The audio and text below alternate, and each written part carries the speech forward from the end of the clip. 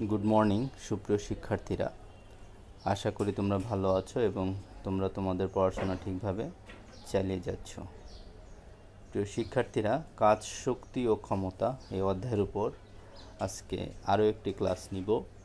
এর আগে যে ক্লাসগুলো নেওয়া হয়েছে আশা করি সেগুলো তোমরা বাসায় দেখেছো, এবং তোমাদেরকে বলেছি যে কোনো সাবজেক্টে যদি সমস্যা থাকে তাহলে তোমরা ওই সাবজেক্টের স্যারদের সাথে যোগাযোগ করবে। তো ঠিক আছে, আমরা আমাদের আলোচনা শুরু করি। শুরুতে আছে দেখো যে ক্ষমতা, বল ও বেগের মধ্যে সম্পর্ক, তাই না? ক্ষমতাকে কী দিয়ে প্রকাশ করা হয়? পি। বলকে কী দিয়ে? এফ। ও বেগকে ভি দ্বারা প্রকাশ করা হয়। তাহলে এই তিনটা বিষয়ের সাথে সম্পর্ক।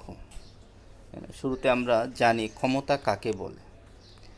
একক সময় যে পরিমাণ কাজ করা হয় বা কাজ করার হারকে ক্ষমতা বলে। তো আমরা সেই হিসাবে বলতে পারি ক্ষমতা পি সমান সমান কি? ডাব্লিউ বাই টি, তাই না? এখানে ডাব্লিউটা কি? কাজ। তাহলে কাজ কাকে বলে? কোনো বস্তুর উপর বল প্রয়োগের ফলে যদি বস্তুটির বলের দিকে সরণ ঘটে তাহলে বল ও সরণের গুণফলকে বা বল ও বলের দিকে সরণের উপাংশের গুণফলকে বলা হয় কাজ, তাই না? তো এখানে কাজ ডাব্লুর পরিবর্তে কি লেখা যায়? বল ইন্টু সরণ, F into S by T. তাহলে বল ইন্টু সরণ। বেগ কাকে বলে? আবার সরণের হারকে বলা হয় বেগ। তাহলে আমরা এখানে লিখতে পারি এফ ইন্টু সরণের হার যেটা এস বাই টি, এটার পরিবর্তে কি হবে? ভি, অর্থাৎ সমান সমান লেখা যায় এফ ভি। তাহলে পি ইকুয়াল টু কী হবে? F V. তাহলে আমরা শুরুতে যেভাবে শুরু করলাম, আমরা জানি P equal to W by T, তারপরে কাজ ডাব্লিউ দ্বারা কাজ বোঝায়, কাজ W equal to F S. আবার এস দ্বারা কি বোঝায়? সরণ, সরণ এস বাই টি, অর্থাৎ সরণের হার, এটার পরিবর্তে বেগ ভি। আমরা এখানে লিখেছি, আমরা জানি P equal to W by T.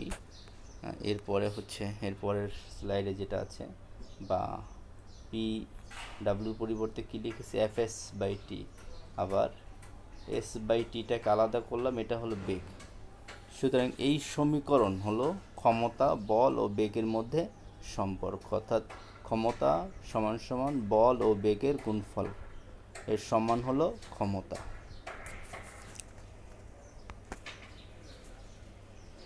Watt কাকে বলে? ক্ষমতার একক হচ্ছে ওয়াট, তাই না? ক্ষমতার একক ওয়াট। তো ওয়াটের সংজ্ঞাটা দিতে হলে তোমাদেরকে এটা ডাব্লিউ বাই টি, এখানে ডাব্লিউ হচ্ছে কাজ, একক 1 জুল কাজ যদি 1 সেকেন্ডে হয়, তাই না?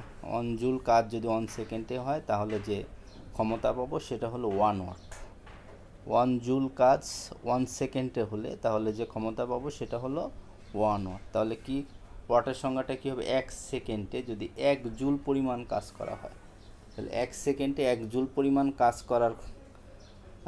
কাজ করাকেই কি বলা হয়? কাজ করার ক্ষমতাকেই বলা হয় 1 ওয়াট। ঠিক আছে? 1 সেকেন্ডে ডাব্লুর মান 1, টি এর মান 1। 1 সেকেন্ডে 1 জুল কাজ করার ক্ষমতাকেই বলা হয় 1 ওয়াট। আচ্ছা, তাহলে এই ওয়াট সমান সমান আবার কী লেখা যায় একটু দেখো। ডাব্লু সমান পি সমান সমান ডাব্লু বাই টি, তাই না? তো এখানে ডাব্লুর একক হচ্ছে জুল আর এটার একক সেকেন্ড। তাহলে 1 ওয়াট ইকুয়াল টু লেখা যায় কি? 1 জুল সেকেন্ড ইনভার্স 1। আমাদের এমসিকিউতে আসতে পারে যে 1 ওয়াট সমান সমান কি? 1 জুল সেকেন্ড ইনভার্স 1। কর্মদক্ষতা, আমরা জানি দক্ষতা সমান সমান কি?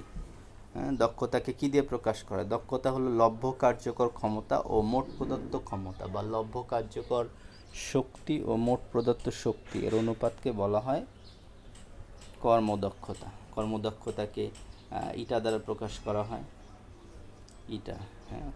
যদি লভ্য কার্যকর ক্ষমতা পি হয়, মোট প্রদত্ত ক্ষমতা যদি পি প্রাইম হয়, তাহলে দক্ষতা কি হবে? এটা 100%। তাহলে কোনো এখানে একটু ভুল আছে বানানটাতে, এখানে কোনো হবে, কোনো ব্যবস্থা বা যন্ত্র থেকে প্রাপ্ত মোট কার্যকর শক্তি বা ব্যবস্থা বা যন্ত্রে মোট প্রদত্ত শক্তি অনুপাতকে, তাহলে মোট কার্যকর শক্তি এবং ব্যবস্থায় বা যন্ত্রে মোট প্রদত্ত শক্তির অনুপাতকে ওই ব্যবস্থা বা যন্ত্রের কর্মদক্ষতা বলে। এখানে কোনই হয়েছে, কোনো হবে আর কি, বুঝে নিও কোনো। তাহলে কোনো ব্যবস্থা বা যন্ত্রের কি বলা হয়েছে, লব্য কার্যকর মোট কার্যকর শক্তি বা লব্য কার্যকর শক্তি এবং মোট প্রদত্ত শক্তির অনুপাতকে বলা হয় ওই যন্ত্রের কর্মদক্ষতা।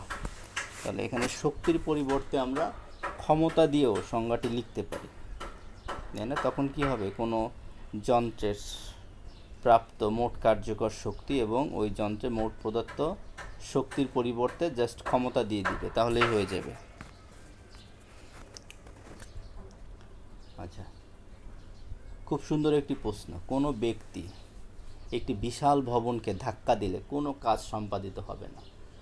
মনে করো যে একটি ব্যক্তি সকাল থেকে দুপুর পর্যন্ত একটা দেওয়াল বিশাল ভবনকে ধাক্কাচ্ছে, সে কাজ করার চেষ্টা করছে, তাহলে সারাদিন সে ধাক্কাধাক্কি করলো কিন্তু তার কোনো কাজ হবে না। কেন? তাহলে আমরা এই প্রশ্নের উত্তর কাজের সংজ্ঞা থেকে সহজেই দিতে পারি, তাই না? আমরা জানি যে কাজ কাকে বলে, যে কোনো বস্তুর উপর বল প্রয়োগ করা হলে যদি বস্তুটির সরণ ঘটে, বলের দিকে সরণ ঘটে, তাহলে বল ও বলের দিকে সরণের উপাংশের গুণফলকে কাজ বলা হয়। তাহলে সরণ হতে হবে। সরণ মানে ভবনটা এক জায়গা থেকে আরেক জায়গায় যদি যায় তাহলে কাজ হবে, যেটা হয় না। সেই জন্য আমাদের এখানে কি বলা হয়েছে, যে আমরা জানি কাজ সমান সমান বল ইন্টু বলের দিকে সরণের উপাংশ। তাহলে কোনো ব্যক্তি কোনো বিশাল ভবনকে ধাক্কা দিল, ভবনের উপর বল প্রয়োগ হলো, এটা সত্য কথা, কিন্তু এতে ভবনের কোনো সরণ ঘটে না। ভবনটা কি এক জায়গা থেকে আরেক জায়গায় যায়, বিল্ডিংটা এক জায়গা থেকে আরেক জায়গায় যায়, সরণ না ঘটে, এক্ষেত্রে কোনো কাজ সম্পাদিত হবে না। তাহলে মনে রাখবে যে কাজ হতে হলে অবশ্যই সরণ ঘটতে হবে, কাজ সরণের উপর নির্ভর করে, ঠিক আছে? এই জন্য কোনো ব্যক্তি বিশাল ভবনকে ধাক্কা দিলেও কাজ সম্পাদিত হয় না। বল প্রয়োগ হয় কিন্তু কাজ সম্পাদিত হয় না।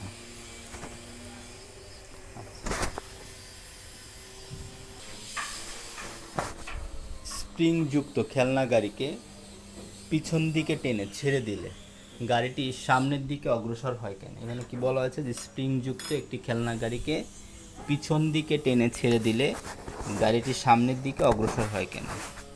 তো এখানে দেখো যে স্প্রিংযুক্ত খেলনা গাড়িকে পিছন দিকে টান দিল, এর মধ্যকার স্প্রিংয়ের আকার ছোট হয়।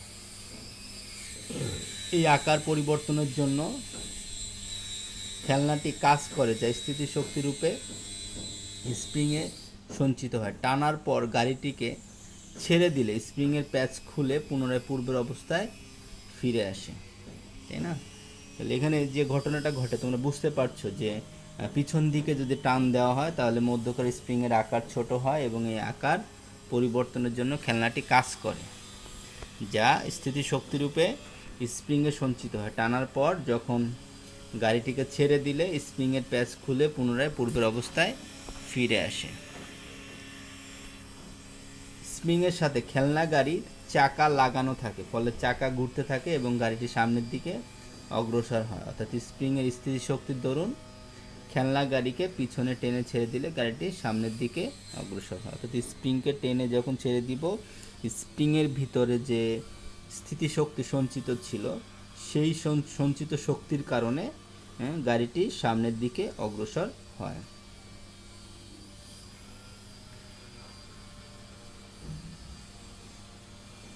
একটি বস্তুর ভরবেগ 200% বৃদ্ধি করলে গতিশক্তির কিরূপ পরিবর্তন হবে, ব্যাখ্যা করো। তাই না? একটি বস্তুর ভরবেগ 200% বৃদ্ধি করলে, তাহলে আগে যে ভরবেগ আছে পরের ভরবেগটা যদি তার 200% বৃদ্ধি করা হয় তাহলে কিরূপ পরিবর্তন হবে, বা 200% হয় তাহলে কিরূপ পরিবর্তন হবে। তাহলে আমরা ভরবেগের সাথে গতিশক্তির কি সম্পর্ক সেটা একটু জানতে হবে তোমাদের আগে। যে আমরা এমন একটা সমীকরণ করেছিলাম যে গতিশক্তি কে equal to P square by 2m, গতিশক্তি কে equal to P square by 2m। P হচ্ছে এখানে ভরবেগ, এটা হলো গতিশক্তির সাথে ভরবেগের একটা সম্পর্ক। তো এই সম্পর্ক দিয়ে দেখাতে হবে যে ভরবেগ যদি 200% বৃদ্ধি করা হয় তাহলে গতিশক্তি কেমন হবে, তাই না? তো ফার্স্টে প্রথমে আমরা ধরে নিই যে প্রাথমিক অবস্থায় ভরবেগ পি এবং গতিশক্তি কে। এটা হলো শুরুতে ভরবেগ বৃদ্ধি করার আগে প্রাথমিক অবস্থায় ভরবেগ পি এবং গতিশক্তি কে। তো এখন বস্তুর ভরবেগ যদি 200% বৃদ্ধি করা হয় সেক্ষেত্রে ভরবেগ পি ওয়ান ইকুয়াল টু কত হবে, 200% গুণ পি, হ্যাঁ, বা 200% মানে কত, 200/100, 200% মানে 200/100 ইন্টু পি সমান সমান কত, 2p। এটা হলো দ্বিতীয় অবস্থায় ভরবেগ। এক্ষেত্রে গতিশক্তি ইকে ইকুয়াল টু হট। আমরা জানি একটু আগে যেটা তোমাদেরকে দেখালাম যে EK equal to P square by 2m, আর ইকে ওয়ান ইকুয়াল টু কী হবে, EK one equal to P one square by 2m। তা আমরা যদি ভাগ করি ইকে বাই ইকে ওয়ান, তাই না? তো এটা যদি সমীকরণ 1 হয় আর এটা সমীকরণ 2, তাহলে আমরা 2/1 করি, কি হবে তাহলে, ইকে ওয়ান উপরে যাবে আর নিচে আসবে কি ইকে, হ্যাঁ, আর এখানে পি ওয়ান স্কোয়ার উপরে যাবে, 2m কী হবে, কাটা যাবে, তাহলে P one square by P. তো ওই জিনিসটা এখানে লেখা হয়েছে যে EK one by EK equal to P one square by P, বা ইকে ওয়ান বাই ইকে, হ্যাঁ, পি ওয়ানের এখানে পি ওয়ানের মান আমরা কত পেয়েছি, 2p বাই পি, তাহলে 2p মানে কত স্কোয়ার করলেন, 4p স্কোয়ার, হ্যাঁ, তাহলে ইকে ওয়ান ইকুয়াল টু কী লেখা যায়, 4p স্কোয়ার বাই কত, পি স্কোয়ার। তো পি স্কোয়ার কাটা কত থাকে, পি, সুতরাং ইকে ওয়ান ইকুয়াল টু কী লেখা যাবে, 4 ইকে, ঠিক আছে। এই আচ্ছা, তাহলে আমরা দেখতে পেলাম যে এক্ষেত্রে EK one by EK equal to 4p square by P, কাটাকাটি করে তাহলে কি থাকে, 4 ইকে। সুতরাং বলা যায় যে গতিশক্তি 4 গুণ বৃদ্ধি পাবে। যদি ভরবেগ 200% বৃদ্ধি পায় তাহলে গতিশক্তি 4 গুণ বৃদ্ধি পাবে।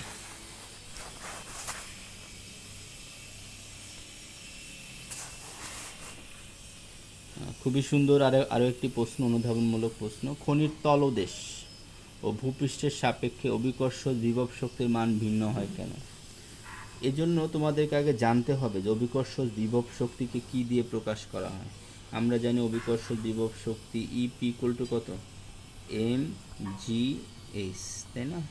তো এখানে ভর যদি সেম থাকে তাহলে অভিকর্ষ বিভব শক্তি নির্ভর করে অভিকর্ষ ত্বরণ আর উচ্চতার উপর, তাই না? অভিকর্ষ ত্বরণ এবং উচ্চতার উপর। তো খনির তলদেশে ভূপৃষ্ঠের সাপেক্ষে অভিকর্ষ বিভব শক্তির মান ভিন্ন হয় কেন? তাহলে আমার যদি অভিকর্ষ ত্বরণ এক এক জায়গায় এক এক রকম হয় বা উচ্চতা যদি এক এক জায়গায় এক এক রকম হয় তাহলে বিভব শক্তিও কী হবে, ভিন্ন ভিন্ন হবে, তাই না? আচ্ছা, তাহলে দেখো এখানে কি বলা আছে, কোনো বস্তুকে তার অবস্থান থেকে উপরে তোলা হলে বা বস্তুর মধ্যে বিভব শক্তির সঞ্চার ঘটে। আমরা জানি এম ভরের কোনো বস্তুকে ভূমি থেকে এই উচ্চতা ওঠাতে কৃত কাজ হচ্ছে বস্তুতে সঞ্চিত বিভব শক্তির পরিমাণ। সেটা কি, সঞ্চিত বিভব শক্তিটা কি, আমরা জানি যে যে পরিমাণ কাজ হয়, তাই না, ভূমি থেকে ওঠাতে যে পরিমাণ কাজ হয় সেটা হলো সঞ্চিত বিভব শক্তি। তাহলে ডাব্লু সমান সমান কী লেখা যায়, বল ইন্টু সরণ, এফ ইন্টু সরণ কি এইচ, তাহলে এফের পরিবর্তে আবার কী লেখা যায়, এম জি ইন্টু এইচ, তার মানে এম জি এইচ। সেক্ষেত্রে কৃত কাজ হলো এম জি এইচ। এই কৃত কাজটি সঞ্চিত বিভব শক্তি, অভিকর্ষ বিভব শক্তি। আচ্ছা, এক্ষেত্রে কৃতকাজ হচ্ছে বস্তুর উপর অভিকর্ষ প্রযুক্ত বল তথা বস্তুর ওজন এবং উচ্চতার গুণফলের সমান। আমরা যেটা লিখলাম যে বস্তুর ওজন ইন্টু উচ্চতা বা বল ইন্টু উচ্চতা, হ্যাঁ, এখানে ওজনের পরিবর্তে কী লেখা যায়, এমজি এইচ, তাই না? এটা হলো একটা বস্তুকে যখন এইচ উচ্চতায় উপরে ওঠানো হলো তখন তার বিভব শক্তি ইপি ইকুয়াল টু কী হবে, এমজি এইচ।